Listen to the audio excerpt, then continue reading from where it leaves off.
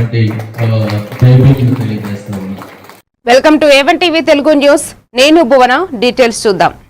Kadapa YSR Congress party TUC trade union ఆవిర్భావ దినోత్సవం సందర్భంగా ఈరోజు వైఎస్ఆర్ కాంగ్రెస్ పార్టీ ఆఫీసు నందు 14 వసంతాలు పూర్తి చేసుకుని 15 వసంతంలోకి అడుగు పెడుతున్న సందర్భంగా వైఎస్ఆర్ ట్రేడ్ యూనియన్ ఈరోజు సంబరాలు జరుపుకున్నారు. ఈ ట్రేడ్ యూనియన్ జిల్లా అధ్యక్షుడు జాషువా కేక్ కట్ చేసి సంబరాలు తెలిపారు.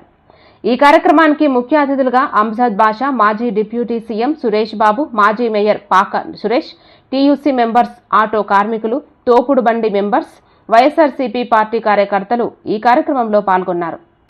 వెన్నంటి నడిచే నాయకులు ఎవరైనా అంటే వైఎస్ఆర్టీసీ ధైర్యంగా చెప్పగలుగుతాం. ఎందుకంటే ఆప్కాసులో నిర్వహణ చేస్తున్న వాళ్ళందరికీ కూడా విముక్తి వెళ్ళడానికి వైఎస్ఆర్టీసీ ముందుంటుందని సభాముఖంగా తెలియజేస్తూ, అలాగే ఈ సమయానికి వచ్చిన ప్రతి ఒక్కరికి కూడా ప్రత్యేకంగా ధన్యవాదాలు తెలుస్తున్నాం. Thank you. మరి ఇవాళ YSR Congress party trade union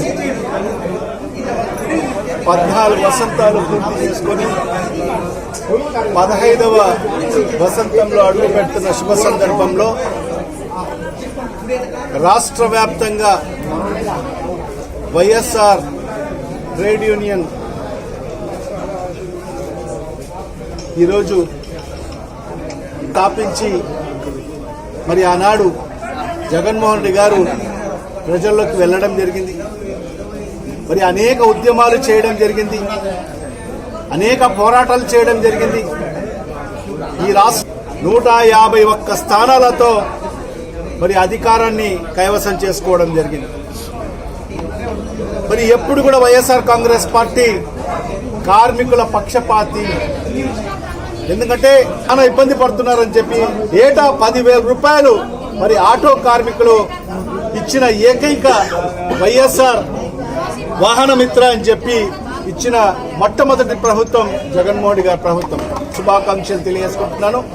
ఖచ్చితంగా మీకు ఎప్పటికీ వైఎస్ఆర్ కాంగ్రెస్ పార్టీ అండగా ఉంటుంది, దండగా ఉంటుంది.